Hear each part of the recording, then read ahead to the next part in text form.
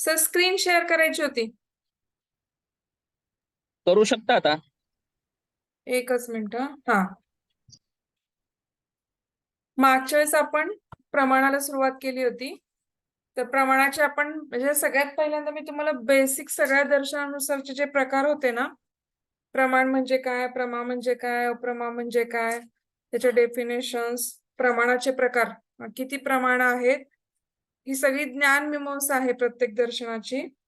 तर प्रमाणाचे प्रकार आपण पाहिले होते मागच्या वेळेस. तर त्याच्यामध्ये हे प्रमाण, अनुमान प्रमाणाचे 2 प्रकार आपण राहिले होते.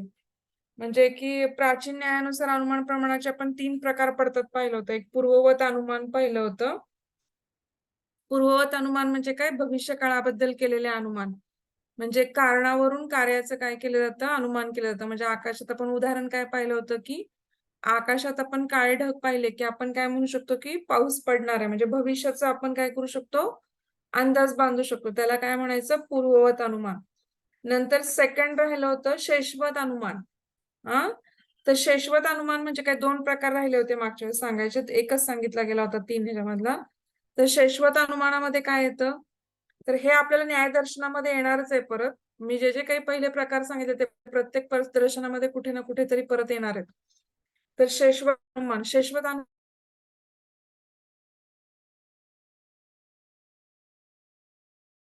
कार्यावरून कारणाचं अनुमान केलं जातं. म्हणजे आता आपल्याला समजा दिसलं की रस्ते ओले झालेले आहेत, की बाबा पूर्ण रस्त्यावरती पाणी दिसतंय आपल्याला, तर आपण काय म्हणतो की थोड्या वेळापूर्वी इथे पाऊस पडून गेला असेल. आपण जर तिथे नसेल, प्रेझेंट नसेल, आपण दुसऱ्या गावी आहोत आणि येताना आपल्याला रस्ते सगळीकडे ओले दिसले, तर आपण काय म्हणतो की बहुतेक इथे थोड्या वेळापूर्वी पाऊस येऊन गेला असावा. ह्याला काय म्हणायचं, शेषवत अनुमान म्हणायचं. आणि नंतर तिसरं काय आहे, सामान्यतः दृष्ट अनुमान.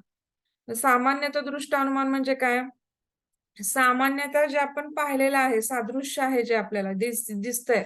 सादृश्य म्हणजे काय, आपल्याला दिसतंय किंवा एकसारख्या ह्याच्या गोष्टी दिसतात, तर त्याला काय जातं, अनुमान केलं. 2 सारख्या प्रकारे दिसणाऱ्या गोष्टींचं एकमेकांकडे बघून काय केलं जातं, अनुमान केलं जातं. मग त्याच्यासाठी उदाहरण काय पाहतो आपण, तर शिंगे काय दिसतात, की काही पशूंना आपल्याला शिंगे किंवा शेपूट दिसलं, तर आपण तसंच जर किंवा शेपूट असलेला प्राणी दिसला, तर आपण त्याला काय, त्या प्राण्याचं जे नाव आहे ते त्याला आपण देतो. म्हणजे समजा आपल्याला गाय दिसते, की शेपूट आणि शिंगे असलेली पांढऱ्या रंगाची ही गाय आहे, आणि सेम तशीच आपल्याला फक्त त्याच्यावरती समजा काळे चट्टे आहेत, पांढरीच गाय आहे म्हणजे काळे चट्टे आहेत, पण सेम शिंगाचे, तर ते हे पण गायीचं आहे, पण गायीचा काही वेगळा प्रकार असू शकतो, असं आपण काय करतो, अनुमान बांधतो.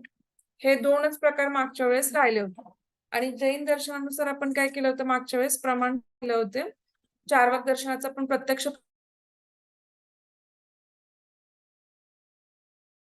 प्रमाण पाहिलं होतं. प्रत्यक्षामध्ये पण आपण ते सव्यावहारिक आणि हे पाहिलं होतं, मनपर्यय, अवधी ज्ञान, केवली ज्ञान, त्याचे प्रकार पाहिले होते. आणि परोक्ष प्रमाणामध्ये पण आपण तर्क, अनुमान आणि हे आपण ते 2 बाकीच्या गोष्टी पाहिल्या होत्या. म्हणजे सगळं त्यांनी जैन दर्शन आणि बाकीचे उपमान प्रमाण तर त्यांनी प्रत्यक्ष प्रमाणातच मानलंय. त्यामुळे त्यांनी उपमान प्रमाणाला वेगळं मानलेलं नाहीये. आणि जे अभाव प्रमाण आहे ते पण प्रत्यक्षात म्हणजे अर्थापत्ती प्रमाण आहे ते पण सॉरी, तर ते काय अनुपलब्धी प्रमाण, सॉरी, तर ते कसं असतं, अभावामुळे निर्माण होतं, तर ते पण प्रत्यक्षात मानतात. प्रत्यक्ष पाहिल्याशिवाय आपल्याला तिथे अभाव आहे हे कळणार नाही, म्हणून त्यांनी ते सुद्धा प्रत्यक्ष प्रमाणात मानलेलं आहे. आणि बाकीची प्रमाणं अनुमान प्रमाणात मानलेली आहेत. हे आपण मागच्या वेळेस पाहिलं होतं की जैन दर्शनानुसार त्याच्यामध्ये पण आपण जे प्रत्यक्ष प्रमाणाचे प्रकार पाहिले होते की लौकिक आणि अलौकिक.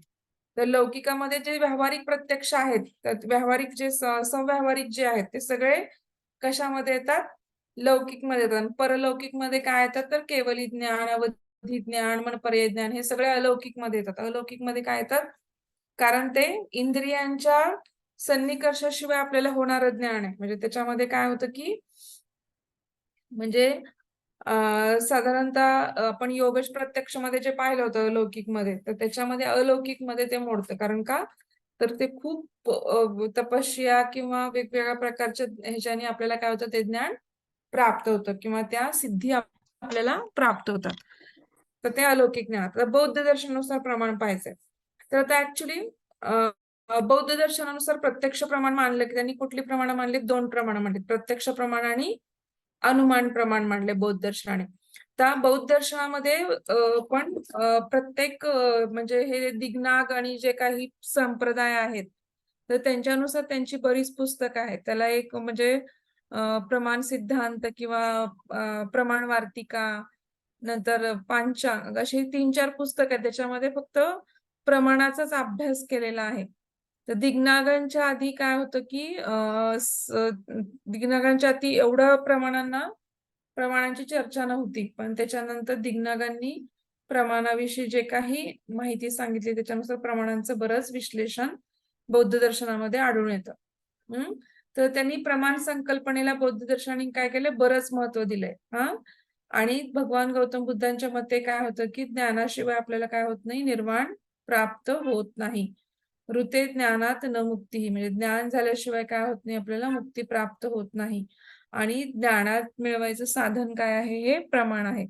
तर सर्व अनर्थांचं मूळ कारण अविद्या आहे आणि ह्यासाठी आपल्याला ज्ञानप्राप्ती केली जाईल. मग आता ह्याच्या शोधामध्ये त्यांनी काय केलं, की ज्ञानमीमांसा प्रस्थापित झाली बौद्धांच्या मध्ये आणि त्यांनी 2 प्रमाणं मांडली. एक प्रत्यक्ष आणि दुसरं अनुमान.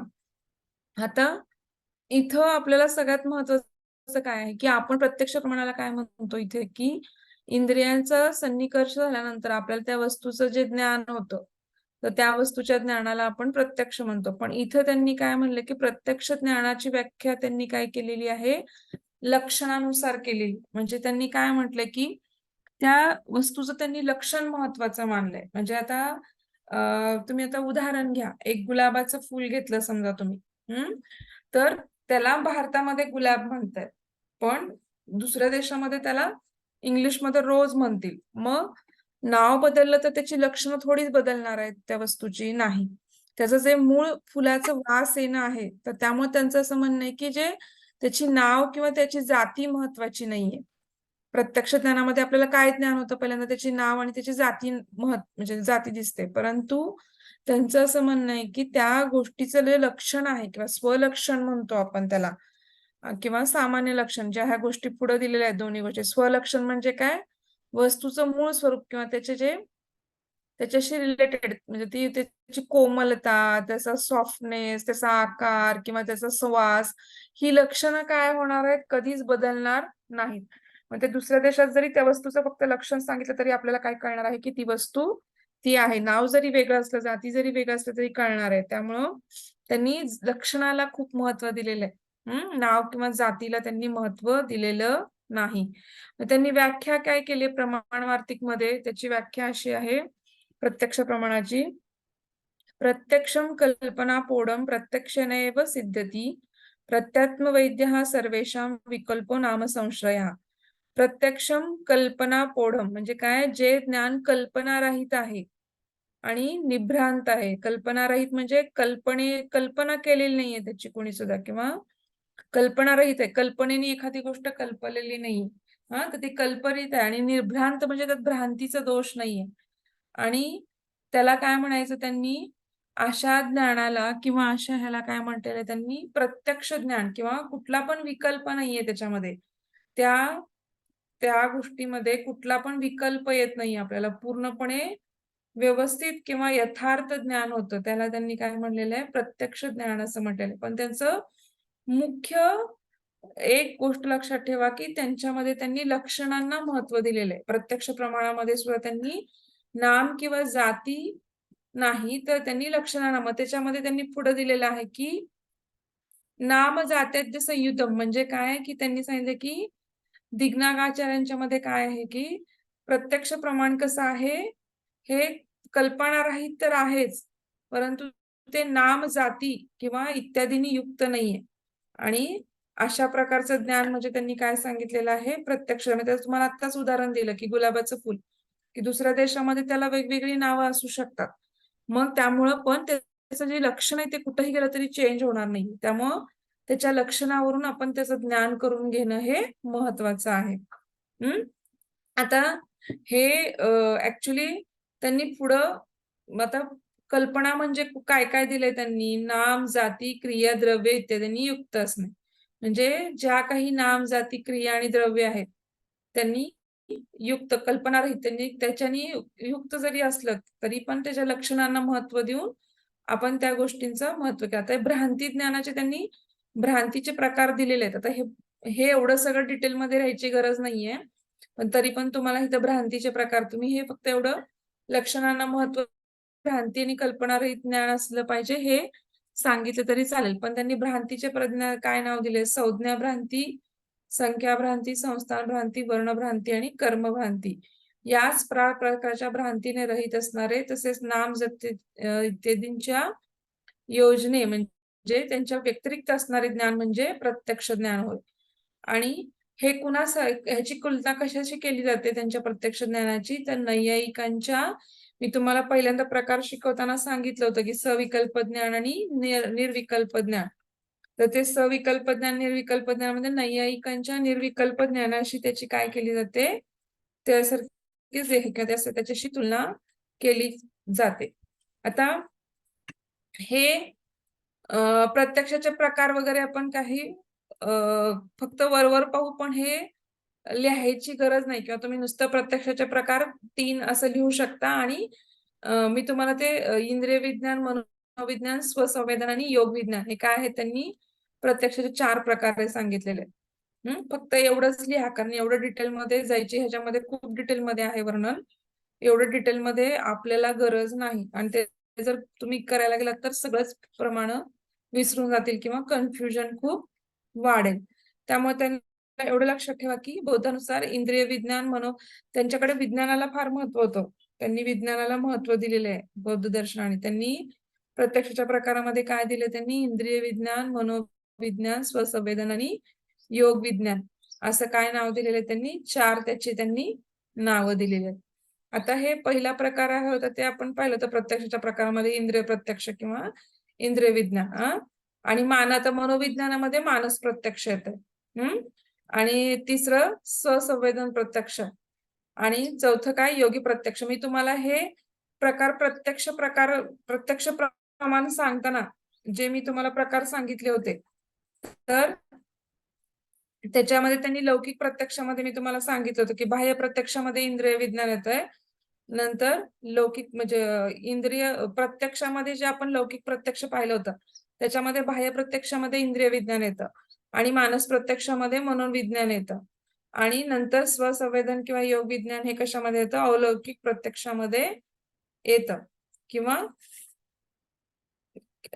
स्वसंवेदना म्हणजे आपण ते ह्याच्यामध्ये बनवू शकतो की भावभावनामध्ये पण घेऊ शकतो किंवा मानस लक्षणा, म्हणजे जे आपण बाहेरचं अलौकिक प्रत्यक्षामध्ये मानस लक्षणा प्रत्यक्ष बघितलं होतं, त्याच्यामध्ये हे स्वसंवेदन प्रत्यक्ष येतं.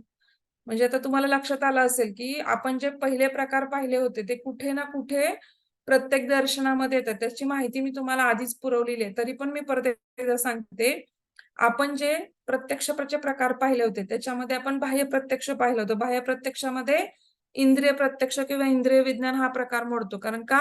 तर आपली जे बाह्य पंचेंद्रिय, ज्ञानेंद्रिय त्याच्याद्वारे आपल्याला काय होतं की त्या वस्तूचं आपण ज्ञान घेऊ शकतो किंवा त्या ज्ञानेंद्रियामार्फत आपण काय होतं की त्या वस्तूंचं आपल्याला काय होतं, आपली इंद्रिय काय करतात? त्या वस्तूचं स्वलक्षण जाणू शकतात आणि त्या वस्तूला आपण प्रत्यक्ष ज्ञानाने समजू शकतो. त्याला इंद्रिय प्रत्यक्ष म्हणतात. आता दुसरं मनोविज्ञान मध्ये काय येतं की मानस प्रत्यक्ष. लौकिक प्रत्यक्षमध्येच आपण सेकंड प्रकार बघितला होता की मानस प्रत्यक्ष. आणि मानस प्रत्यक्ष म्हणजे काय की मनाद्वारे प्रत्यक्ष. मग आता त्यांनी त्याच्यामध्ये पण प्रकार दिलेले आहेत, पण ते प्रकार लिहित बसू नका. तर ह्याच्यामध्ये पण कसं होतं की मानस प्रत्यक्षामध्ये काय होतं की ह्यांना काय होतं की आपल्याला जसं इंद्रियाने तर ज्ञान होतच आहे, तसंच इंद्रियाचे जे ज्ञान आहे ते काय होतं की म्हणजे मनाद्वारे आपल्याला काय होतं की बुद्धीकडे नेलं जातं आणि त्याची काय होतं की त्याचं एक अनालिसिस केलं जातं. तर त्या गोष्टींचं जे अनालिसिस करतं मन, त्यामुळे त्याला काय म्हणलेलं आहे? मानस प्रत्यक्ष. म्हणजे त्यांनी मग त्याच्यामध्ये प्रकार दिले होते. आलंबन प्रत्यय, सहकारी प्रत्यय, अधिपती प्रत्यय आणि समांतर प्रत्यय. म्हणजे डोळ्यानं घटाचं ज्ञान होतं. मग घट काय आहे? त्याचा आलंबन प्रत्यय म्हणून त्याला आलंबन प्रत्यय म्हणायचं. असं त्यांनी नावं दिली. थोडक्यात काय की इंद्रियाद्वारे काय होतं? इंद्रियाद्वारे मनाला काय होतं? त्या विषयांचं ज्ञान होतं. त्याला मानस प्रत्यक्ष. आपण ऍक्च्युली त्याच्यामध्ये मानस प्रत्यक्षामध्ये भावभावनांचं ज्ञान बघितलं होतं पहिल्यांदा. पण इथं त्यांनी काय दिलंय की त्यालाच थोडक्यात काय त्या वस्तूंचं समांतर ज्ञान किंवा त्या वस्तूंचं इंद्रियाद्वारेच होणारं पण मनाला होणारं ज्ञान. आता तिसरा प्रकार काय बघितलं की स्वसंवेदन प्रत्यक्ष. मग ह्याच्यामध्ये त्यांनी भावभावना घेतल्यात. मग त्यांनी काय दिलंय म्हणजे आपण त्याला मानस लक्षणा प्रत्यक्षमध्ये बघितलं होतं, अलौकिक प्रत्यक्षमध्ये. तर त्यांनी काय दिलेलं आहे की इथं काय होतं की क्रोध, इच्छा, क्रोध आणि जे काय आहेत स्वसंवेदना अं, त्यांना काय होतं त्यांचं ज्ञान होणं की स्वतःच्या भावनांचं ज्ञान होतं. त्याला काय म्हणायचं स्वसंवेदना प्रत्यक्ष. आणि योगी प्रत्यक्षमध्ये काय होतं की समाधीच्या द्वारे काय होतं की चित्त एकाग्र झाल्यानंतर योगीला काय होतं की वेगवेगळ्या प्रकारच्या सिद्धी प्राप्त होतात किंवा त्यांना वेगवेगळ्या प्रकारचं ज्ञान प्राप्त होतं. केवळ ज्ञान, ऋतंभर प्रज्ञा ज्ञान प्राप्त होतं आणि मोक्ष प्राप्त होतो. तर त्याला योगी प्रत्यक्ष ज्ञान असं म्हणलेलं आहे. हे सगळं काय सांगितलेलं आहे बौद्ध दर्शनामध्ये काय सांगितलेलं आहे, की आपण हे कशामध्ये पाहिलं, की प्रत्यक्ष प्रमाणामध्ये पाहिलं. आता त्यांनी सेकंड प्रमाण सांगितलेलं आहे, की अनुमान प्रमाण. आता अनुमान प्रमाणामध्ये काय सांगितलंय त्यांनी? तर अनुमान प्रमाणामध्ये त्यांनी सांगितलं, की स्वार्थानुमान प्रमाण आणि परार्थानुमान प्रमाण. आता अनुमान प्रमाण म्हणजे मागच्या वेळेस सांगितलं, की जे आपल्याला पहिलं ज्ञान आहे किंवा अज्ञातावरून अज्ञाताचा बोध होणे. जे पहिलं ज्ञान आहे, ज्ञात ज्ञान आहे आपल्याला, ज्ञातावरून अज्ञाताचा बोध होणे. जे पहिलं आपल्याला ज्ञान आहे, त्या ज्ञानावरून अज्ञात जी वस्तू आहे, त्या गोष्टीचं ज्ञान होणे म्हणजे काय आपल्याला आपण अनुमान प्रमाण असं म्हणतो. म्हणजेच काय? आता इथं फक्त आपल्याला काय करायचं वस्तूचं स्वलक्षण हा शब्द टाकायचा आहे. तर इथे त्यांनी काय दिलंय, की वस्तूचे स्वलक्षण ज्ञान प्रत्यक्षाने होत असले तरी त्याचा अन्य वस्तूशी समानता असल्याने त्याच्या सामान्य स्वरूपाचे ज्ञान होणे. मग त्या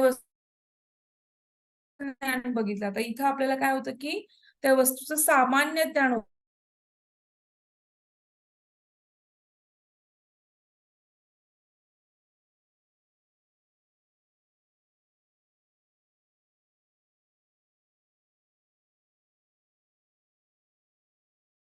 विषयी जे परोक्ष ज्ञान होते तेच अनुमान होय. हं. अनुमान म्हणजे काय? एखाद्या संबंधी धर्मीद्वारे.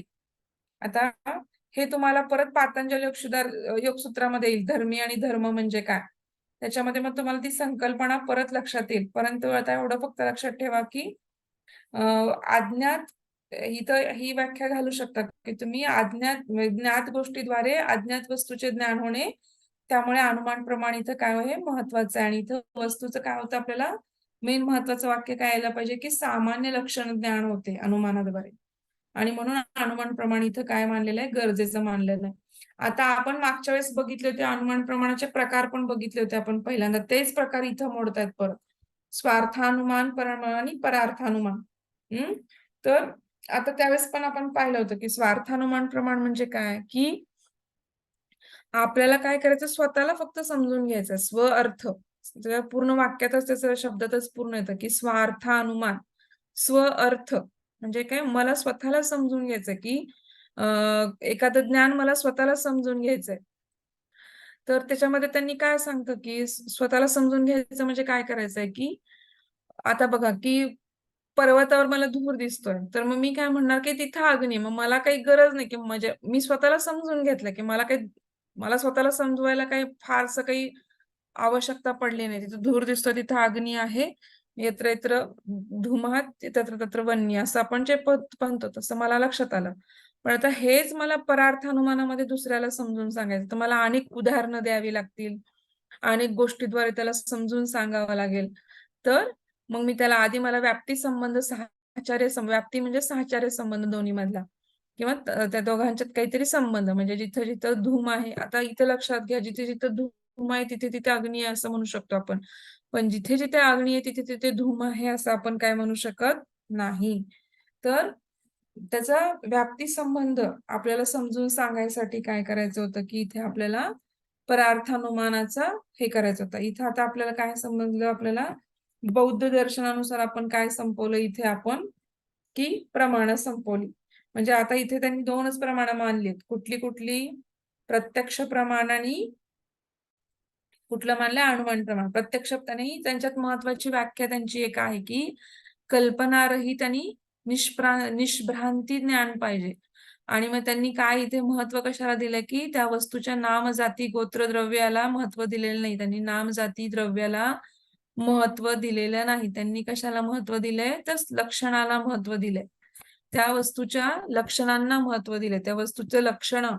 मग त्यासाठी तुम्ही उदाहरण मी सांगितलं देऊ शकता की गुलाबाला तिकडे इंग्लंड रोज म्हणतात, तर आणि इकडे आपण गुलाब म्हणतो. परंतु त्या वस्तूचं नाव जरी बदललं तर त्या वस्तूचं काय होत नाही, लक्षण बदलत नाही. म्हणून त्यांनी प्रत्यक्ष ज्ञानामध्ये पण लक्षणाला, स्वलक्षणाला महत्व दिले. आणि मग अनुमान प्रमाण मांडलं का तर सामान्य लक्षणाला. मग त्यांनी प्रत्यक्षामध्ये पण त्यांनी जे प्रकार सांगितलेत, भ्रांती ज्ञान तुम्हाला माहिती की संज्ञा, भ्रांती, हे भ्रांती, ते नाही लिहिलं फक्त भ्रांतीरहित ज्ञान, जे 5 भ्रांती आहेत असं जरी लिहिलं फक्त, ज्या 5 भ्रांती आहेत त्या भ्रांतीरहित ज्ञान होणे, म्हणजे आपल्याला काय होणे, प्रत्यक्ष ज्ञान होणे.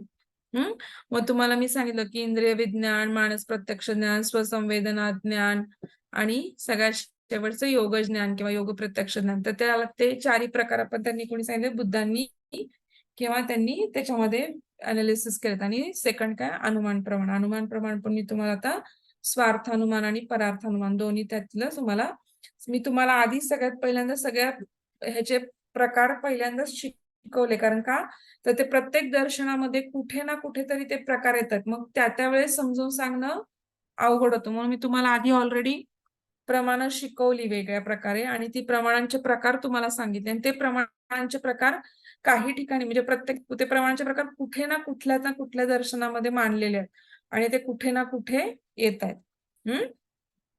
तर आता आपण हे बघितलं बौद्ध दर्शन. आता आपल्याला सेकंड बघायचंय सांख्य दर्शन आणि योग दर्शन. आता सांख्य दर्शन आणि योग दर्शनामध्ये काय पाहायचंय आपल्याला, तर सांख्य दर्शन आणि योग दर्शनाचं समान तंत्र म्हणलं जातं. का समान तंत्र म्हणलं जातं, कारण दोघांचं बऱ्यापैकी सगळ्या गोष्टी किंवा मीमांसा कशी आहे की सेम आहे. तर त्यामुळे काय आहे की सांख्य दर्शन आणि योग दर्शनामध्ये काय आहे की बऱ्यापैकी काय आहे, प्रमाण काय आहेत, सेम, म्हणजे प्रमाण काय मानली गेलेली आहे, सेम मानली गेलेली आहे. मग कुठली मानली गेलीत की योग दर्शन आणि ह्यांनी प्रमाण, तर त्यांनी सांख्य दर्शन आणि योग दर्शन आणि कुठली प्रमाण मानलेली आहेत, तर ती प्रत्यक्ष, अनुमान आणि शब्द प्रमाण. तर 3 प्रमाण मानले. कुठली प्रत्यक्ष, अनुमान आणि शब्द प्रमाण. तर सांख्य दर्शन काय व्याख्या,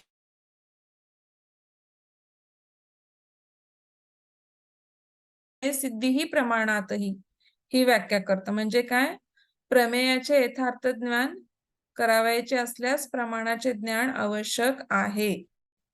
म्हणजे आता तुम्हाला मी मग आणि प्रमेय, प्रमेय, प्रमाण, प्रमाता म्हणजे काय सांगितलेलं आहे. प्रमेय म्हणजे काय, प्रमाता म्हणजे कोण, आपण ज्या विषयाचं ज्ञान करून घेतो. प्रमाण म्हणजे काय की यथार्थ ज्ञान करायला मदत करते ते ज्ञान. आणि प्रमेय म्हणजे काय, तो विषय. तो काय आहे, हे म्हणजे ज्ञानाचा विषय, त्याला आपण काय म्हणतो, प्रमेय. म्हणजे काय, प्रमेयाची सिद्धी करायला, म्हणजे विषयाची सिद्धी करायला किंवा समजून घ्यायला जे ज्ञान मदत करते, किंवा जे म्हणजे जे ज्ञान मदत करते, जे यथार्थ म्हणजे कसलं ना, यथार्थ ज्ञान, नुसतं ज्ञान नाही, तर जे यथार्थ ज्ञान आहे ते आपल्याला काय करतं, मदत करतं त्याला. आणि कुणाला मदत करतं, तर प्रमात्याला म्हणजे आपल्याला मदत करतं. तर असं जे ज्ञान आहे ते म्हणजे काय, प्रमाण.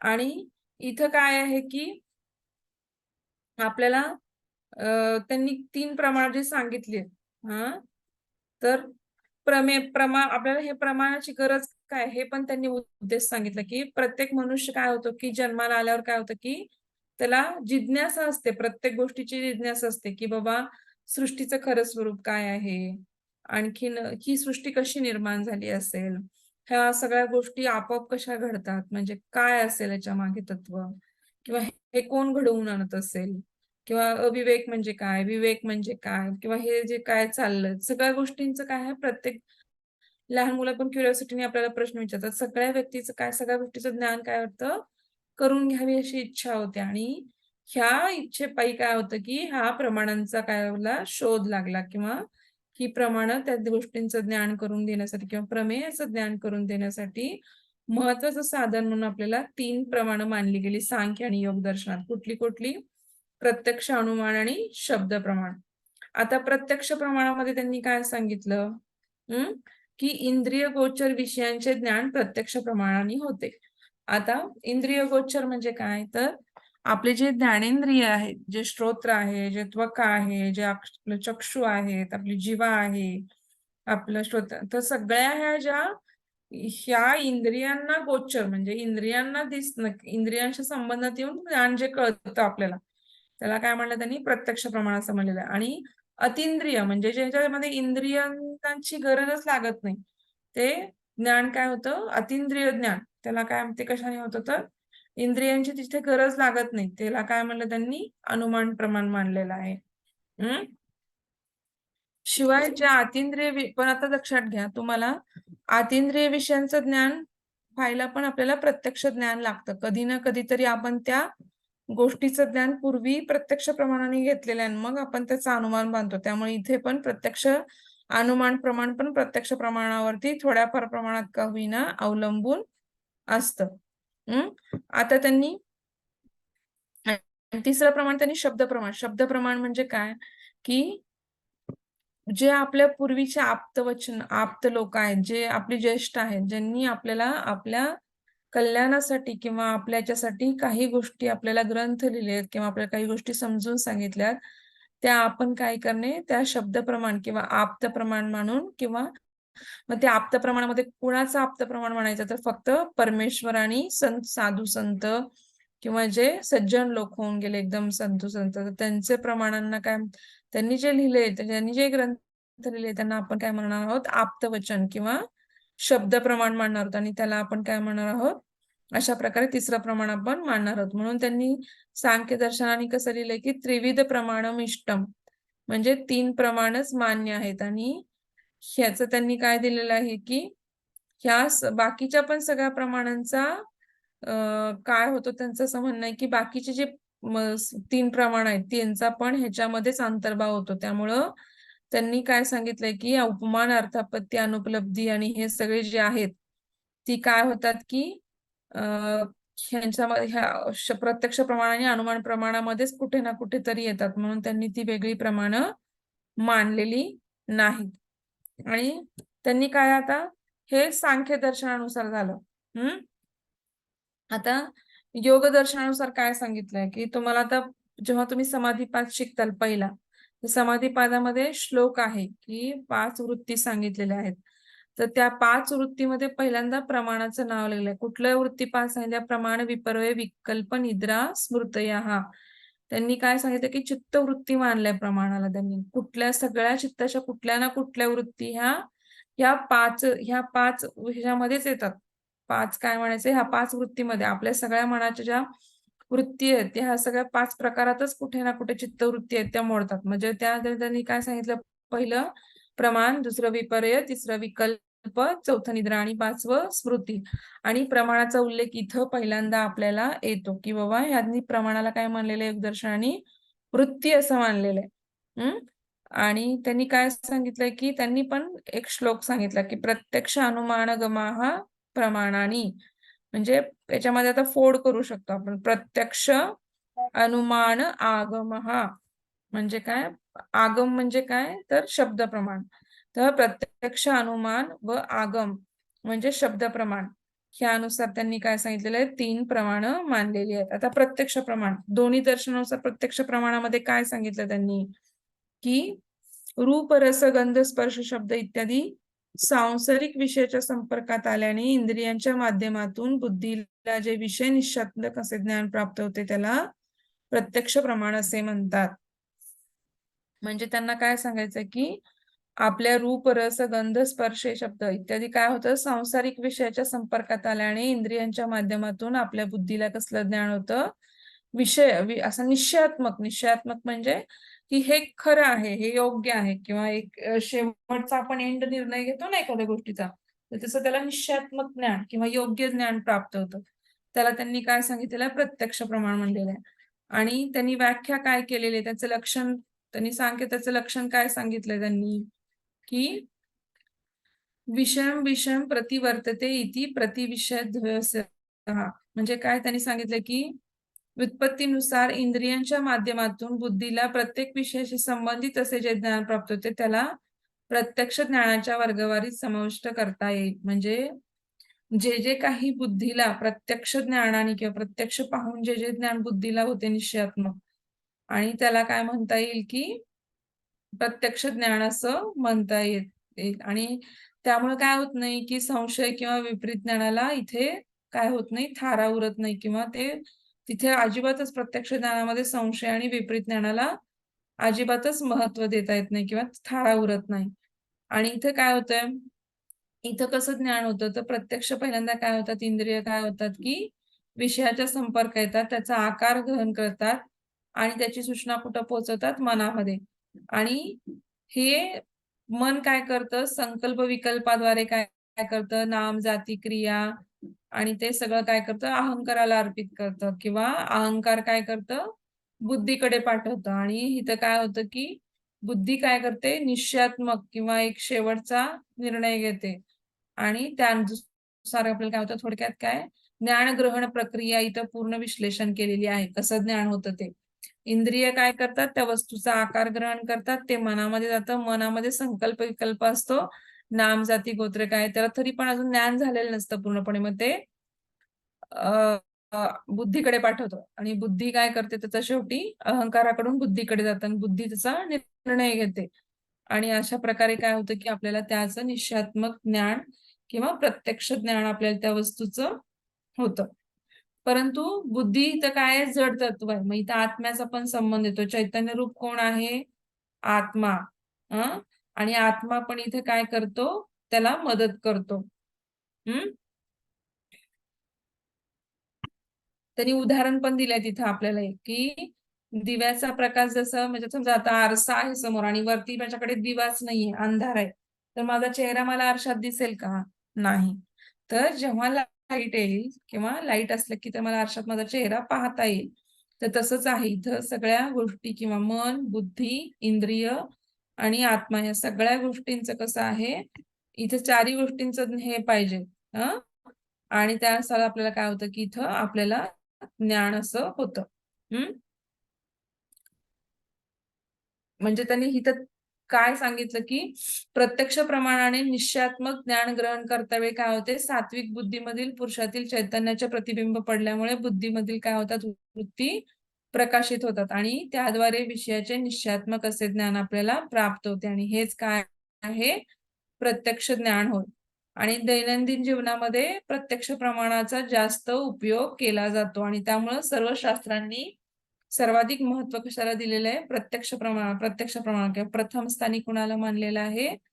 तर प्रत्यक्ष प्रमाणालाच प्रामुख्याने प्रथम स्थानी मानलेलं आहे. आणि त्याच्या आधारानेच काय होतं, की अनुमान प्रमाण पण काय होतं, की प्रत्यक्ष प्रमाणाच्या आधारानेच कार्यरत होतं. हं. आता हे आपण काय पाहिलं? प्रत्यक्ष प्रमाणपत्र. तर वाचस्पती मिश्र आणि सांख्य तत्व कौमुदी. इथं काय होतं, ह्या ग्रंथामध्ये काय केलेली आहे, प्रत्यक्षाची प्रक्रिया त्यांनी काय केलेली आहे, पुढील प्रकारे स्पष्ट केली. त्यांनी काय सांगितलं, की उदाहरण कसं सांगितलंय त्यांनी, म्हणजे काय होतं, की तलाव असतो. आणि तलावामध्ये वाहतं पाणी आणि तिथं समजा जर एखादा मोठा अडथळा समोर आला, तर काय होतं, तर ते पाणी शेतीपर्यंत किंवा कालव्यापर्यंत पोहोचू शकेल का? नाही. पण समजा आपण हा अडथळा दूर केला, मग काय होतं, की ते पाणी सुद्धा काय होतं, की त्या जे कालव्याचा किंवा पाटाचा आधार आहे, म्हणजे समजा पाट पाडलाय किंवा कालवा आहे, तर तिथं काय करतं, त्याचं पाणी काय करतं, त्या त्या गोष्टीचा आकार ग्रहण करतं आणि त्या तसं तसं ते वाहत जातं. त्याचप्रमाणे कसं करतं, बुद्धी जरी म्हणजे विषयाला प्रकाशित करायला समर्थ असली, तरी सुद्धा काय होतं, की कधी-कधी काय होतं, की जरी सन्निकर्ष झाला, जरी सत्वगुण बहुल असला आणि जरी ते इंद्रियाच्या सन्निकर्षातून तो पूर्ण मनाकडे आला, मनाकडून अहंकाराकडे, अहंकाराकडून बुद्धीकडे आला, तरी पण काय होतं, की इथं चैतना किंवा अ, चेतना काय करते, त्या स्वरूपाला काय करते, आपल्याला त्याचा भेद करायला किंवा त्याच्यामध्ये प्रकाशाने प्रतिबिंबित करायला किंवा ती वस्तू समजून घ्यायला काय करते, आपल्याला मदत करते. आणि इथं काय होतं, की मेन महत्वाचं काय होते, पुरुष आहे. त्यांना काय सांगायचं मेन, की बुद्धी ह्यांच्या आत्मा किंवा जो जो पुरुष आहे, त्याच्यामुळे आपल्याला ज्ञान व्हायला किंवा सुख दुःख किंवा त्या भावभावनांचं ज्ञान व्हायला, त्या गोष्टीचं ज्ञान व्हायला, त्या ज्ञान हा आत्म्याचा मूळ गुण आहे किंवा चैतन्य हा आत्म्याचं मूळ गुण आहे. तर त्याच्यामुळे आपल्याला ते काय करतं, मदत करतं. कारण बुद्धी नाहीतरी या चैतन्याशिवाय जड राहणार आहे. आणि मग नुसती बुद्धी असली, बुद्धीने जरी अनालिसिस केलं तरी पण जे काही प्रकाशमान किंवा जे काही चैतन्य आत्मा आहे त्याच्यानुसार आपल्याला त्या गोष्टीचं ज्ञान होणार आहे. आता त्यांनी अनुमान प्रमाण काय सांगितलंय. आता इथे त्यांनी काय सांगितलं की आता आपण बघा आपल्याला रोडवरनं जाताना आपण आरटीओ ऑफिसने आपल्याला बरेच नियम घालून दिलेले आहेत की आपण बाबा की जाताना चालताना डाव्या बाजूने जायचंय किंवा इंडिकेटर देतो आपण वळताना. मग इंडिकेटर राईट साईडचा इंडिकेटर दिलं की लोकांना कळतं की उजवीकडे वळा. लेफ्ट साईडचा दिलं की किंवा आपण बाबा इथे हॉर्न वाजवू नका की हॉर्नला हे केलं असतं, इथे पार्किंग करू नका. साईन्स दिलेत, काहीतरी चिन्ह दिलेत प्रत्येक ठिकाणी आणि त्या चिन्हावरून आपल्याला त्या वस्तू चिन्हाचा बोध होतो. कारण एवढं मोठं वाक्य लिहिणं प्रत्येक ठिकाणी शक्य नाही. तर तिथे आपल्याला चिन्ह बघितली की काय होतं की समजतं. तर तसं इथं काय आहे की एखाद्या सांकेतिक चिन्हाला बघितल्यावर काय होतं की त्याच्या आधाराने आपल्याला दाखवल्या जाणाऱ्या वस्तूचं ज्ञान ग्रहण करता येतं. तेव्हा त्या प्रमाणाला काय म्हणलं जातं, अनुमान प्रमाण म्हणलं जातं. त्यांनी काय सांगितलं, एखाद्या सांकेतिक चिन्हाला बघितल्यावर त्याच्या आधाराने जेव्हा त्याने दाखवल्या जाणाऱ्या वस्तूचे ज्ञान ग्रहण करता येते तेव्हा त्या प्रमाणाला अनुमान प्रमाण असे म्हणतात. मशनरी वापरतो आपण खूप प्रकारच्या. तर तिथे ऑनचं बटन असतं, त्याच्या साईडला ऑफ असतं किंवा चिन्ह दाखवलेले असतात की ड्रमचं चिन्ह काढलेलं असतं किंवा लाईट असेल तर लाईटचं असं चिन्ह, मग तिथे लाईट बटन दाबले की लाईट लागतं असं. तर ह्या सांकेतिक चिन्हाद्वारे काय होतं की आपल्याला त्याचा अनुमान बांधतो की आपण लाईटचं चिन्ह दाखवलं म्हणजे तिथे ते लावलं की लाईट लागणार आहे. किंवा बाबा आपण घरामध्ये पण 5-6 बटन असेल तर पंख्याचं बटन आता आपल्याला रोज रोज वापरून कळतं की सेकंड नंबरचं बटन पंख्याचं आहे किंवा जे रेग्युलेटर आहे त्याच्या शेजारचं बटन हे पंख्याचंच असणार. तर हे आपल्याला कळतं. आता अलीकडे 2 वे पण झालंय, दोन्हीकडून लावू शकतो असं पण असतं. मग ते जरी बटन खाली टाकलं की बटन ऑन आहे, वर टाकलं की बटन ऑफ आहे, हे आपल्याला आता सांकेतिक चिन्हासारखं मान्य झालेलं आहे किंवा माहित झालेलं आहे. मग ह्याच्यावरून आपण अनुमान बांधतो की बाबा खाली बटन आहे म्हणजे ती गोष्ट ऑन आहे किंवा वर बटन आहे म्हणजे ती गोष्ट ऑफ आहे. समजा मशीन चालू होत नाही तर लाईट आहे का आपण बघतो पहिल्यांदा की बाबा लाईट गेली आहे का, आहे का, अनुमान मानतो. किंवा मग समजा लाईट पण असेल तर म्हणतो की मग मशीन बिघडलंय का किंवा आपलं काय मग कनेक्शन लूज झालंय का बघतो पहिल्यांदा. मग ते पण बघितलं त्यातनं पण पुढे मग मशीन बिघड असं आपण अनुमान बांधत जातो. तर त्यांनी असं तिथं म्हणून व्याख्या केली आहे की एखाद्या सांकेतिक चिन्हाला बघितल्यानंतर त्याच्या आधाराने जेव्हा त्याने दाखवले जाणाऱ्या वस्तूचे ज्ञान ग्रहण करता येते तेव्हा त्या प्रमाणाला अनुमान प्रमाण असे म्हणतात. म्हणूनच त्याला काय म्हणलेलं आहे, तलिंगी लिंगी पूर्वकम तलिंगी लिंगी पूर्वकम असे अनुमान प्रमाणाचे वर्णन काय केलेले आहे, सांख्य कारिकेत केलेले आहे. अर्थात लिंग आणि लिंगी म्हणजे काय, साध्य आणि हेतू यांचे एकत्रित ज्ञान एकाच वेळी करून घेण्याच्या प्रक्रियेला काय म्हणतात, अनुमान असे म्हणतात. आता हे साध्य आणि हेतू पण काय आहे तुम्हाला मी हे न्यायदर्शनाच्या ह्याच्यामध्ये हेतू काय, कारण काय, हेत्वाभास म्हणजे काय, मग मागच्या वेळेस मी तुम्हाला ते सांगितलं होतं की उदाहरण म्हणजे काय, साध्य म्हणजे काय.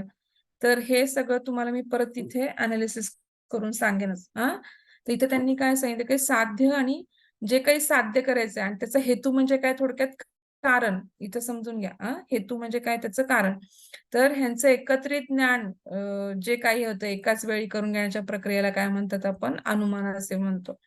आता जी गोष्ट प्रत्यक्ष विज्ञानाच्या कक्षेत जरी येत नसली तरी प्रत्यक्षाच्या माध्यमातून आपल्याला काय होतं, काहीतरी संकेत आपल्याला अस्तित्वात येतात आणि कधी ना कधी अनुमान लावावं लागतं आणि त्या अनुमानाद्वारे काय होतं की आपल्याला त्या पदार्थाची किंवा वस्तूची निश्चिती करू येऊ शकते. मी तुम्हाला ते आता ह्याच्यामध्ये सगळ्यात महत्वाचं म्हणजे सगळ्यात जास्त प्रसिद्ध पावलेलं उदाहरण आहे. ते म्हणजे काय की पर्वतावर धूर पाहिला आपण तर त्याच्यावर आपल्याला काय म्हणू शकतो आपण, इथे अग्नी आहे असं म्हणू शकतो. तर कारण का, तर आपल्याला माहितीये की धूर असेल तिथं अग्नी असतो. परंतु हे काय आहे की पर्वत धूर जरी असला तरी आपल्याला जर अग्नी तर काही प्रत्यक्ष दिसू शकत नाही. परंतु काय होतं, तिथला धूर पाहून लांबून आपल्याला धूर दिसतोय. मग त्याच्यावरून आपण अनुमान बांधतो की त्यालाच आपण काय म्हणतो की अनुमान प्रमाण असं किंवा अनुमान असं म्हणतो. मग ह्याच्यामध्ये तुम्ही असं पण म्हणू शकता की बाबा आता अशा प्रकारे काय होतं की अनुमान, आता हे 5 वाक्यांचा जो उपयोग करावा लागतो तो मी मागच्या वेळेस तुम्हाला जे एक्सप्लेन करताना पण ते सांगितलं की न्यायदर्शनामध्ये आपण पाहणारच आहे की पंचावयव वाक्य असं म्हणतो. पंचावयव वाक्य म्हणजे काय? तर मग त्याचे त्यांनी 5 विभागात हे केलेले आहे. तर ते 5 विभाग त्यांनी पंचावयव वाक्याचे 5 विभाग केलेले आहेत. त्यांनी त्याला काय म्हणलेलं आहे की हेतू केलेला आहे. तुम्हाला मागच्या वेळेस प्रतिज्ञा आणि हेतू. प्रतिज्ञा लिहिलेली आहे, हेतू केलेला आहे. त्याला पंचावयव म्हणजे काय? प्रतिज्ञा, हेतू, उदाहरण, उपनय आणि निगमन. त्याला काय म्हणलेलं आहे आपण? पंचावयव वाक्य. त्याला काय म्हणतो की हे न्याय दर्शनामध्ये आपल्याला येणार आहे परत. अनुमान प्रमाणामध्ये जे हे 5 आपण वाक्यांचे प्रकार बघणार आहोत. तर ते परत न्याय दर्शनामध्ये आपल्याला येणार आहे. त्यांनी काय सांगितलंय की त्यांनी 5वं वाक्य केलेलं आहे. म्हणजे काय? प्रतिज्ञा काय? पर्वतावरती अग्नी आहे. हेतू काय? कारण काय आपल्याला अग्नी असं वाटतं त्याचं की तिथं धूर दिसतोय. हे कारण आहे ना त्याचं. आपण कारण काय पाहिलं की आपल्याला धूर दिसतोय. हेतू काय? धूर दिसतो. म्हणून आपण विचार केला की तिथं पर्वतावरती प्रतिज्ञा काय केली की आपण अग्नी आहे. मग त्याचं पूर्ण काय आहे की आपण ह्याचं उदाहरण पूर्वी पाहिलेलं आहे की बाबा यत्र यत्र धूमः तत्र तत्र वह्नी, किंवा जिथे ते धूर असतो तिथे तिथे अग्नी असतो. भट्टीमध्ये आपण पाहिलेलं आहे कधी ना कधीतरी. हे उदाहरण झालं. म्हणून आपण त्याचा काय केला? उपनय काय केला की पर्वतावरती काय आहे? वह्निव्याप्त धूर आहे. म्हणजे काय? अग्नियुक्त धूर आहे. आणि म्हणून काय आहे? शेवटी आपण निगमन किंवा निश्चय काय केला की पर्वतावरती अग्नी आहे. हे असं आपण काय केलं? अनुमान प्रमाणाने आपण ह्या 5 वाक्यांनी काय केलं? सिद्ध केलं. हे आपल्याला परत कशात येणार आहे की न्याय दर्शनामध्ये परत येणार आहे. आता शब्द प्रमाण. तुम्हाला मगाशी प्रमाणाचे प्रकार पण सांगितले होते ना मी. पूर्ववत प्रमाण, शेषवत प्रमाण आणि तिसरं सुरुवातीला पहिल्यांदा लेक्चरच्या वेळेस पण प्रमाण सांगितलं होतं बघा. ते पण इथं त्यांनी सांगितलेले आहेत की इथं पण त्यांनी परत सांगितलं की शेषवत अनुमान हे केवळ काय असतं की व्यतिरिक्त, आता एवढं डिटेलमध्ये लिहायची गरज नाहीये, पण फक्त अनुमान प्रमाण मागे मानलंय आणि अनुमान प्रमाणामध्ये जे काय आहे ते आता मी सांगितलं की बाबा ते सगळं इथं त्यांनी स्वार्थानुमान आणि परार्थानुमान काही दिलेलं नाहीये, पण फक्त अनुमान प्रमाण मानलंय आणि अनुमान प्रमाण काय मानलंय ते पण आपण आता बघितलं सगळं. आता शब्द प्रमाण, तर त्यालाच काय म्हणायचं? शब्द प्रमाणालाच आगम प्रमाण किंवा आप्त प्रमाण असं म्हणायचंय. तर थोडक्यात काय की आपल्या आप्त किंवा आपले जे पूर्वज आहेत किंवा आपले जे काही ठराविक, म्हणजे कुणी पण काही पण लिहिलं नाही पण ते मान्य करू का नाही, तर परमेश्वर किंवा साधू संत किंवा सिद्ध व्यक्ती त्यांनी जे काही त्यांचं त्यांनी जे काही अनुभव घेतले की त्यांनी जे काही, आता योग हे आपण अनुभवात्मक शास्त्र आहे असं म्हणतो की तुम्ही त्याचा अनुभव घेतला तरच तुम्हाला त्याच्यातलं महात्म्य किंवा आहे. म्हणजे आता तुम्ही जर योगासनं केली नाही तर त्याच्याशी रिलेटेड येणारे फायदे किंवा त्याच्याने येणाऱ्या गोष्टी तुम्हाला कळणार आहेत का? नाही. तर तुमच्या अनुभवानेच तुम्हाला त्या गोष्टी कळणार आहेत. म्हणून ते काय म्हणायचं? अनुभवाशी रिलेटेड शास्त्र आहे. तर तसं इथं आपल्या पूर्वजांनी इतक्या मोठ्या तपस्या, त्यांच्यासारखी तपस्या करायला आपल्याला जमणार आहे का? नाही. तर त्यांनी जे काही तप केलं, ज्यांनी जे काही केलं आणि त्याच्याद्वारे ज्यांना जे अनुभव आले ते त्यांनी काय केले आहेत? लिहून काढलेले आहेत. आणि त्याला आपण काय म्हणायचं? त्याला यथार्थ ज्ञान आहे ते. त्या ज्ञानाला आपण काय म्हणतो? आप्त प्रमाण किंवा शब्दवचन, आणि त्याला आपण काय म्हणतो? खरं मानतो किंवा यथार्थ ज्ञान मानतो.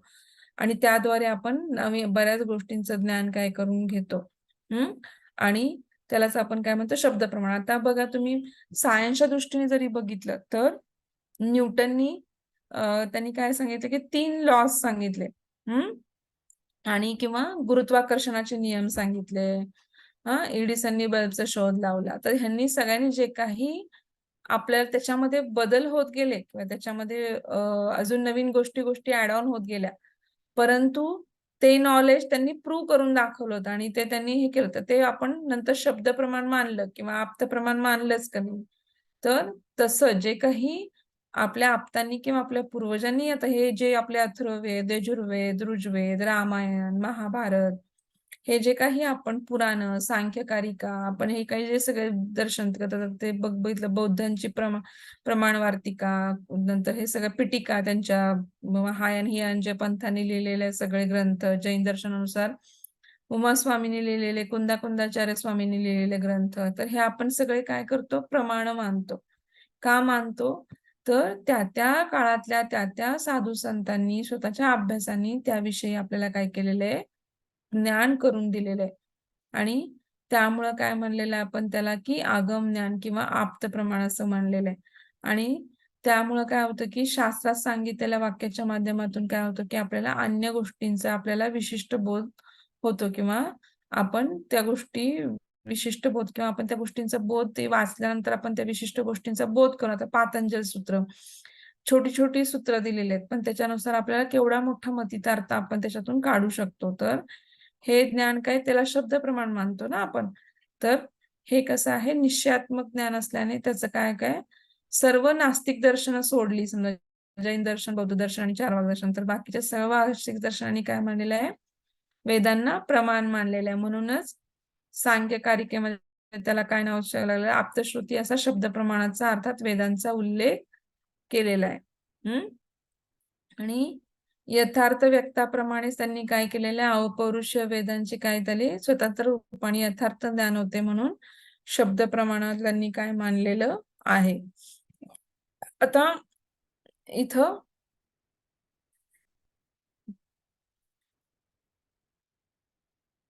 त्यांनी अजून काय सांगितलंय की वाचस्पती मिश्र आणि सांख्य तत्व कौमुदी यांनी काय सांगितलेलं आहे की सांख्यशास्त्राशी संबंधित सर्वच प्रमाणांचा उल्लेख इथं केलेला आहे.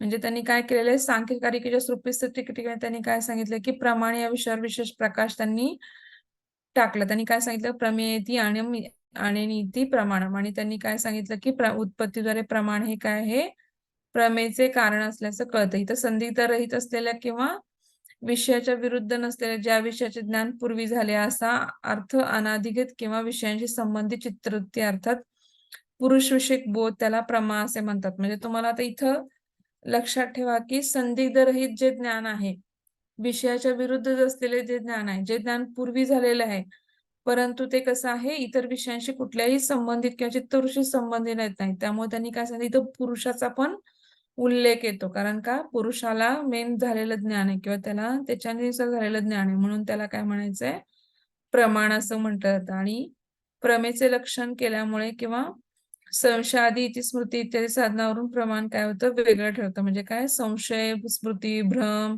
इत्यादी गोष्टींना काय होतं प्रमाण कुठंही थारा देत नाही प्रत्यक्ष प्रमाण. तिथं भ्रम किंवा संदिग्धतेला कुठंही जागा राहत नाही. संदिग्धता किंवा विषय किंवा असं कुठल्या चित्तवृत्ती किंवा स्मृती इत्यादी गोष्टींना कुठंच थारा राहत नाही. तिथं फक्त प्रत्यक्ष प्रमाणेच आपल्याला काय होतं ज्ञान होतं. म्हणून त्याला प्रत्यक्ष प्रमाणाद्वारे किंवा प्रत्यक्ष प्रमाण असं म्हणलं जात नाही. आता सगळ्या आप्त प्रमाणामध्ये प्रामुख्याने सगळे वेद आपले अंतर्भूत होतात हे लक्षात घ्या. इतिहास, पुराण, पूर्ण वेद ग्रंथ, आपले वेद, महाभारत, रामायण, त्याच्यानंतर प्रत्येक धर्माचे काय असणारे प्रत्येक दर्शनाचे आपापले असणारे ग्रंथ, त्याच्या टीका, नंतर योगाचे काय पातंजल योगसूत्र, हठयोग प्रदीपिका, घेरड संहिता हे सगळं काय मानले आपण आप्तवचन किंवा शब्द प्रमाण मानलेलं आहे. तर आता आपण काय पाहिलं होतं की आपण पाहिलं चार्वाक दर्शन पाहिलं प्रत्यक्ष प्रमाण मानतं. जैन दर्शन काय पाहिलं आपण की प्रत्यक्ष प्रमाण आणि परोक्ष प्रमाण मानतं. मग ते प्रत्यक्ष आणि परोक्षचे आपण प्रकार पाहिले. नंतर आपण न्याय दर्शन पाहिलं सांख्य दर्शन आणि बौद्ध दर्शन पाहिलं. बौद्ध दर्शन कुठलं मानतं प्रत्यक्षाने आणि अनुमान प्रमाण मानतं. आणि आता आपण काय पाहिलं सांख्य दर्शन आणि योग दर्शन. तर ती कुठली प्रमाणं मागतात 3 प्रमाणं मागतात. कोणती मानतात ती प्रमाणं प्रत्यक्ष अनुमान आणि शब्द प्रमाण. छोटे छोटे श्लोक आहेत ते 2-3 श्लोक पाठ केले तर बरं होईल. बौद्ध दर्शनाचा पण हा जर श्लोक तुम्हाला पाठ करता आला जो सांगितला होता तो पहिल्यांदा की प्रमाण वार्तिकानुसार बौद्ध दर्शन आणि प्रत्यक्ष प्रमाणाची व्याख्या किंवा एवढं जरी लिहिलं की प्रत्यक्षम कल्पनापोडम. जरी एवढं तुम्ही एवढं जरी तुम्हाला लिहिता आलं तरी लिहू शकता, किंवा प्रत्यक्षम कल्पनापोडम प्रत्यक्षेनैव सिद्ध्यति प्रत्यात्मवेद्यः सर्वेषां विकल्पनाम संश्रयाः. हा जर श्लोक पाठ करायला होता तर शक्यतो पाठ करा. हा एक श्लोक. त्याच्यानंतर सेकंड आपण काय पाहिलं होतं की सांख्य दर्शनानुसार व्याख्या काय आहे प्रमाणाची. प्रमेयती प्रमेयती आणि नीती प्रमाण. हा म्हणजे प्रमेयाचं जे ज्ञान प्रमाणाने केलं जातं त्याला काय म्हणलं, प्रमेयती आणि नीती प्रमाण. हा ते एक व्याख्या पाठ करू शकता, म्हणजे श्लोक पाठ करू शकता. आणि योगानुसार काय आहे, प्रत्यक्ष अनुमान आगम हा प्रमाणानी. प्रत्यक्ष अनुमान आगम हा प्रमाणानी हा एक श्लोक आहे. इथं मी तुम्हाला कर्सर घेऊन दाखवते बघा. प्रत्यक्ष अनुमान आगम हा प्रमाणानी आणि प्रमाण विपर्य विकल्प निद्रा स्मृतया ह्या 5 चित्तर किंवा वृत्तय हा पंचतया. वृत्ते किती आहेत, 5 आहेत. हा पहिला श्लोक आहे. सेकंड श्लोक आहे प्रमाण विपर्य विकल्प निद्रा स्मृती. आणि ह्याच्यामध्ये प्रमाण हा काय हे वृत्तीमध्ये येत आहे आणि योगामध्ये. आणि प्रत्यक्ष अनुमान क्रम हा प्रमाणाने असं त्यांनी मानलेला आहे. आणि सांख्य दर्शनानुसार काय सांगितलेलं आहे की प्रमेय सिद्धी प्रमाणातही. किंवा असं तो एक श्लोक आहे, तो एक पाठ करू शकता. असे 3-4 श्लोक आहेत जे. आणि त्यांनी त्रिविध प्रमाणम इष्टम असं सांगितलेलं सांख्य दर्शनाने, हे पण तुम्ही सांगू शकता. आणि तिन्ही प्रमाणांचं मग नंतर काय करू शकता, वर्णन करू शकता. आता आपण काय पाहणार आहोत, आज सुरुवात करून देऊ. वेळ 4च मिनिटं आहे, पण फक्त आता न्याय वैशेषिक, पूर्वमीमांसा आणि उत्तर मीमांसा 4नुसार प्रमाण राहिलेली आहेत. तर आता मॅम ते योग दर्शनानुसार प्रमाण थोडं थोडक्यात सांगा ना. योग दर्शनानुसार योग दर्शनानुसार प्रमाणामध्ये त्यांनी काय मानलेलं आहे की पहिल्यांदा त्यांनी काय सांगितलंय की त्यांनी वृत्ती प्रमाण कशात येतं की त्यांनी वृत्तीमध्ये प्रमाण मानलेलं आहे. मग वृत्ती किती सांगितल्यात त्यांनी, 5 वृत्ती. मनाच्या वृत्ती किती सांगितल्यात, 5 सांगितल्यात. मग चित्तवृत्ती 5 सांगितल्यात. मग त्या कुठल्या कुठल्या चित्तवृत्ती सांगितल्या, तर त्यांनी सांगितलं की प्रमाण प्रमाण विपर्यय विकल्प निद्रा आणि स्मृती. त्यांनी कुठल्या 5 वृत्ती सांगितल्या, प्रमाण विपर्यय विकल्प निद्रा आणि स्मृती ह्या 5 वृत्ती मानल्यात. आणि त्यातला पहिला प्रमाणाला त्यांनी काय सांगितलं, वृत्तीमध्येच सांगितलंय. आणि योगाने काय सांगितलं की वृत्तीमध्ये त्यांनी सांगितलं किती प्रमाण सांगितले, त्यांनी पण 3 प्रमाण सांगितले. प्रत्यक्ष अनुमान आगम हा प्रमाणांनी. म्हणजे त्यांनी काय सांगितलं की प्रत्यक्ष प्रमाण, अनुमान प्रमाण आणि आगम प्रमाण ही तिन्ही काय आहेत, त्यांनी प्रमाण योगानुसार काय सांगितलेले आहेत, मग योगानुसार काय सांगितलं असून की प्रत्यक्ष प्रमाण, अनुमान प्रमाण आणि आगम प्रमाण ही 3 काय सांगितलेले आहेत की तिन्ही प्रमाण. आता प्रत्यक्ष प्रमाणामध्ये काय सांगितलं की त्यांनी काय सांगितलं की इंद्रियांचा काय होतो की सन्निकर्ष होतो. कुशाशी सन्निकर्ष होतो, विषयाशी सन्निकर्ष होतो.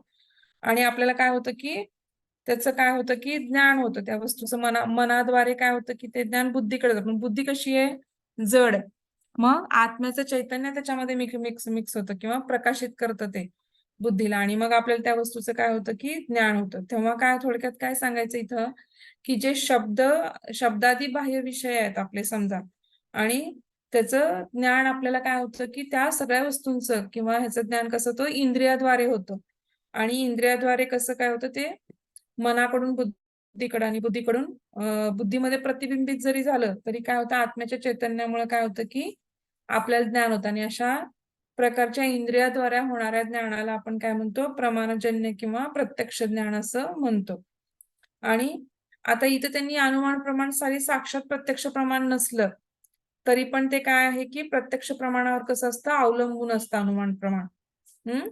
आणि तेव्हा काय पाहतं की आपण कसं पाहतो की बाबा एखादं कार्य कारणावरती अवलंबून असतं किंवा एखादं कारण काय असतं, कार्यावरती अवलंबून असतं. मग आपण त्याचा अनुमान बांधतो.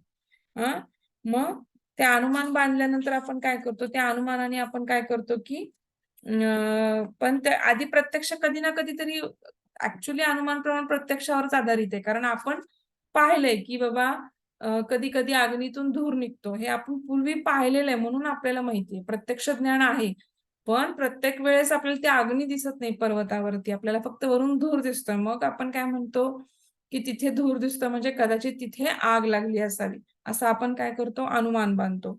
किंवा हा अनुमान आपण काय करतो, किंवा बाबा आपण असं पण आता आकाशात काळे ढग दिसले तर आपण म्हणतो की इथे पाऊस पडणार, कदाचित पाऊस पडेल. किंवा पाऊस पडून गेला आहे आणि आपण तिथे रस्ता ओला दिसतोय आपल्याला, तर आपण म्हणतो की ओला दिसतोय रस्ता, म्हणजे एखाद्या वेळेस पूर्ण म्हणजे थोडा रस्ता ओला दिसतो, कोणीतरी पाणी मारलं असेल, पण खूप मोठेच्या मोठे रस्ते आपल्याला ओले दिसतात, तर याचा अर्थ की इथे पाऊस पडून गेलाय. आपण हे काय करतो, हे सगळं कसं करतो आपण, अनुमान प्रमाणानेच काय आपण काय करतो, हे करतो.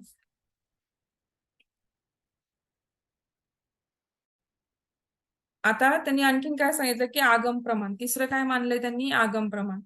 मग आगम म्हणजे काय, आप्तवचन. आता हे आप्तवचन काय करतात लोक, नेहमी आप्त जे आपले जे पूर्वीचे साधू संत ते नेहमी काय करतात, सत्यच सांगतात.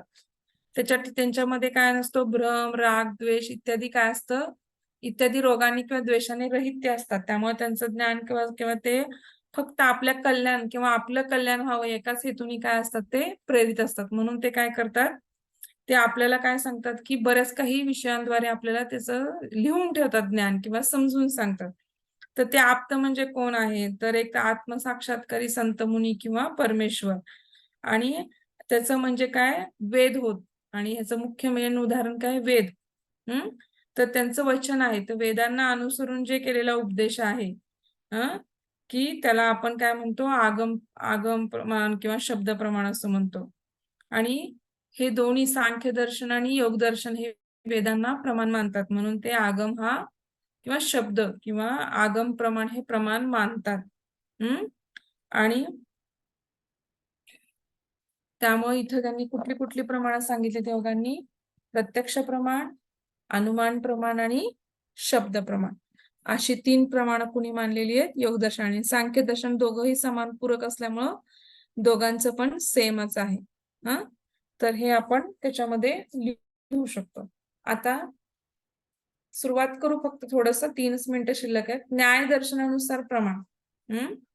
तर न्याय दर्शनानुसार प्रमाणामध्ये काय सांगितलेलं आहे की इंद्रियार्थ सन्निकर्षोत्पन्नम ज्ञानमवदेशम व्याभिचारी व्यवसायत्न प्रत्यक्षम.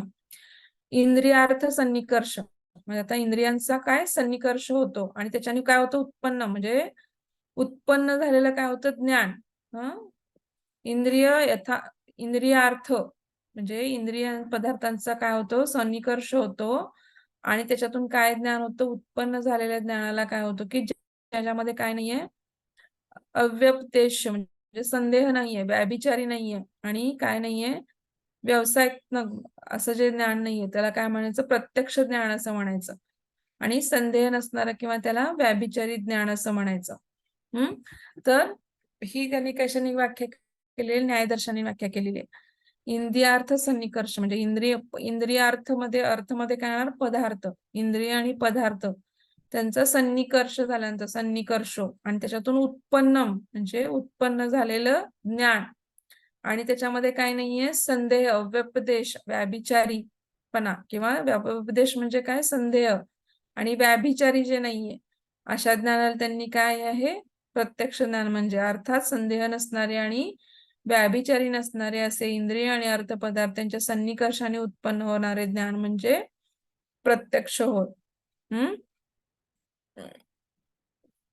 आता त्यांनी उदाहरण काय दिलंय की बघा, समजा तुम्ही दुरून बघितलं आणि कधी कधी काय होतं, म्हणजे आपल्याला मृगजळ म्हणतो आपण, वळवंटात चाललोय आणि आपल्याला रेती पण काय दिसते, पाण्याप्रमाणे दिसते. किंवा वाढलेलं झाड खूप लांबून आपल्याला एखाद्या वेळेस ते पुरुष असल्यासारखं वाटतं.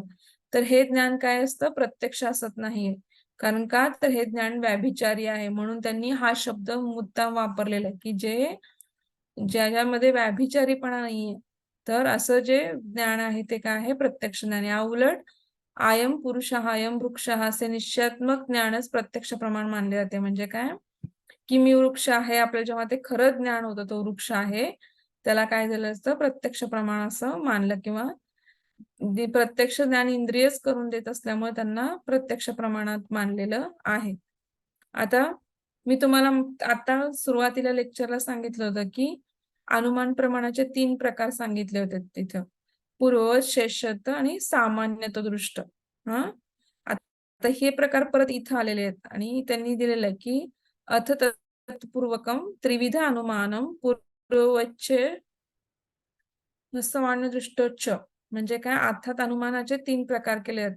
म्हणजे काय, तत्पूर्वकम पूर्ववत, नंतर शेषवत आणि सामान्यतो दृष्ट. मग त्यांनी त्रिविध अनुमानम मध्ये पहिल्यांदा दिले पूर्ववत, नंतर शेषवत आणि सामान्यतो दृष्ट. पूर्ववच्चेव सामान्यतो दृष्टमच. त्याच्यामध्ये पूर्ववत, शेषवत आणि सामान्य अशा 3 आपण फोडी केल्यानंतर नावं निघतात. पूर्ववत, शेषवत आणि सामान्यत असे त्यांनी अनुमान प्रकारचे काय केले, 3 प्रकार सांगितलेले आहेत.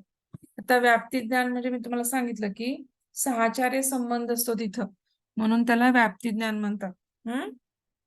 व्याप्ती ज्ञानाचे प्रत्यक्ष ज्ञान झाल्याशिवाय अनुमान होऊ शकत नाही. मी तुम्हाला सांगितलं की अनुमान प्रमाण हे प्रत्यक्ष प्रमाणावरतीच अवलंबून आहे. तुम्ही पूर्वी त्याचं कधीतरी प्रत्यक्ष ज्ञान घेतल्याशिवाय अनुमान प्रमाणांनी ज्ञान होत नाही. तर आपल्याला आता आपण हे न्यायदर्शनानुसार प्रमाणपत्रांनी त्यांनी उपमान प्रमाण पण मानलेलं आहे, प्रत्यक्ष प्रमाण मानलेलं आहे, अनुमान प्रमाण मानलेलं आहे आणि उपमान प्रमाण पण मानलेलं आहे, शब्द प्रमाण पण मानलेलं आहे. तर ही 4 प्रमाण त्यांनी काय मानलेली आहेत. तर आता पुढच्या वेळेमध्ये आपण काय करू, हे सगळं पुढच्या उद्याच्या लेक्चरला आपण काय करू की सुरुवात तर केली आपण की प्रत्येक प्रमाण म्हणजे ज्ञान म्हणजे काय किंवा त्यांना प्रत्यक्ष प्रमाणाची व्याख्या काय आहे त्यांच्यानुसार ती आपण पाहिलेली आहे. पण आता उद्या आपण हे सगळे प्रकार आणि शब्द प्रमाण आणि उपमान प्रमाण हे सगळं आपण काय करू उद्याच्या लेक्चरमध्ये पाहू.